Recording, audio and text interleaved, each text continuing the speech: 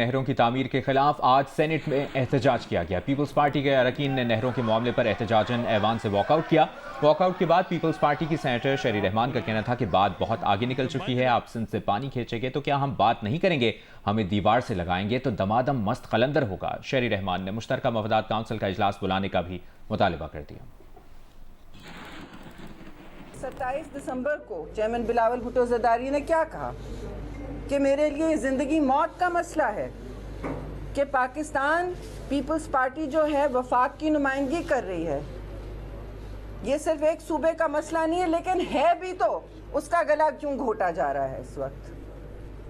آپ بتائیے، سڑکوں پہ لوگ نکلے ہوئے ہیں، اس وقت ہائی ویز بند ہو رہے ہیں، ہم بزنس ایز یوزول کریں؟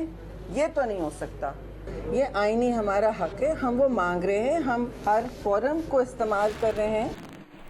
وزیر اعظم کے مشیر برائے سیاسی امور رانا ثناء اللہ اور وزیر اطلاع شرجیل انعام میمن نے جیو نیوز کے پروگرام کیپٹل ٹاک میں گفتگو میں اتفاق کیا کہ نہروں کے معاملے پر سڑکیں بلاک نہیں کرنی چاہیے، اس طرح کرنے سے ملک اور عوام کا بے حد نقصان ہو رہا ہے۔ جو ہمارے دوست ہیں ان میں جے جو آئی کے دوست بھی آج شامل ہوئے ہیں، وہ جو دھرنا دیے بیٹھے ہیں وہ تو دیکھیں انہوں نے پنجاب سے آنے والی ٹریفک جو ہے وہ اس کو روکا ہوا ہے۔ بے پناہ مشکلات ہیں لوگوں کو وہاں پہ، جو ہے وہ قربانی کے جانوروں کا آپ کے علم میں ہے کہ آج کل جو ہے وہ یعنی سیزن ہے، وہ وہاں پہ جو ہے وہ جانور جو ہے وہ وہاں پہ مر رہے ہیں اور لوگ وہاں پہ جو ہے وہ انتہائی مشکلات کا شکار ہیں۔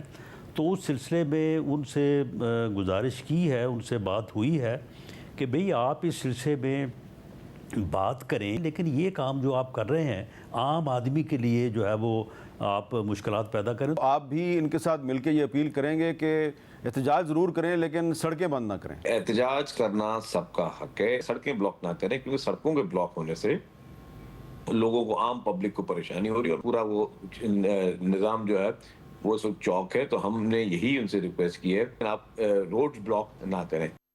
مقبوضہ جموں کشمیر کے سیاحتی مقام پہلگام میں نامعلوم افراد کی فائرنگ سے 27 سیاح ہلاک، 12 زخمی ہو گئے۔ بھارتی میڈیا کے مطابق سیاحوں میں سے کئی کا تعلق بھارتی ریاستوں گجرات اور کرناٹکا سے تھا۔ مقبوضہ وادی کے وزیر اعلیٰ عمر عبداللہ نے اس واقعے پر افسوس کا اظہار کیا۔ سابق وزیر اعلیٰ محبوبہ مفتی نے بھی فائرنگ واقعے کی مذمت کی ہے۔ حریت پسند رہنما یاسین ملک کی اہلیہ مشال ملک نے کہا ہے کہ پہلگام کا واقعہ بالکل سکھوں کا چھٹی سے پورا قتل عام جیسا واقعہ ہے۔ بھارت کے اس فالس فلیگ آپریشن کی مذمت کرتے ہیں اور بھارتی دہشت گردی کو مسترد کرتے ہیں۔ ایک بیان میں مشال ملک کا کہنا تھا کہ بھارت نے سال 2000 میں امریکی صدر بل کلنٹن کے دورے کے موقع پر 35 سکھوں کو قتل کر کے کشمیریوں کو بدنام کرنے کی کوشش کی تھی۔ اب بھارت کے دورے پر موجود امریکی نائب صدر جے ڈی وینس کو مودی میڈیا کی جھوٹی خبروں کا شکار نہیں بننا چاہیے۔ بھارت کے اس فالس فلیگ آپریشن کا مقصد کشمیر کی تحریک آزادی کو بدنام کرنا ہے۔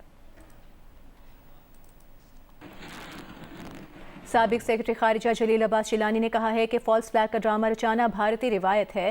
بھارتی میڈیا کا پاکستان کے خلاف پروپیگنڈا من گھڑت اور جھوٹا ہے۔ جیو نیوز سے گفتگو میں جلیل عباس جیلانی نے مقبوضہ کشمیر میں بے گناہ افراد کے قتل کی مذمت کرتے ہوئے کہا کہ ماضی میں اس طرح کے واقعات کے پیچھے خود بھارتی خفیہ ایجنسیز ملوث رہی ہیں۔ بھارت پاکستان سمیت کینیڈا اور امریکہ میں بھی ٹارگٹ کلنگ کے واقعات میں ملوث ہے۔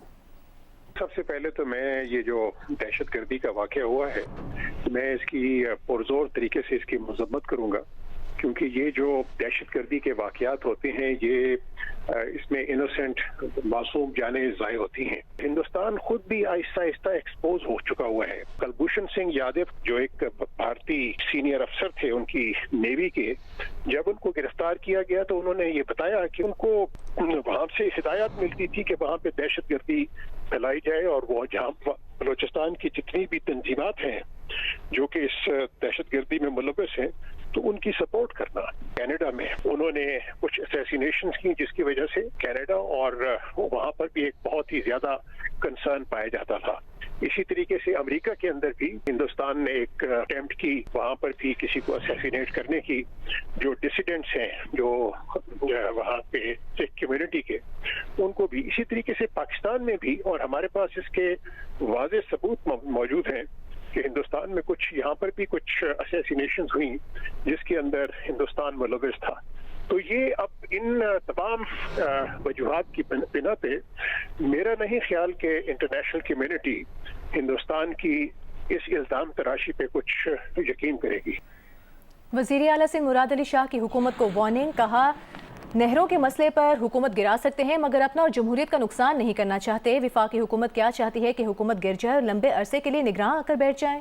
مراد علی شاہ کا تفصیلی انٹرویو دیکھیے پروگرام آج شاہ زیب خانزادہ کے ساتھ 10 بجے کی ہیڈ لائنز کے بعد صرف جیو نیوز پر۔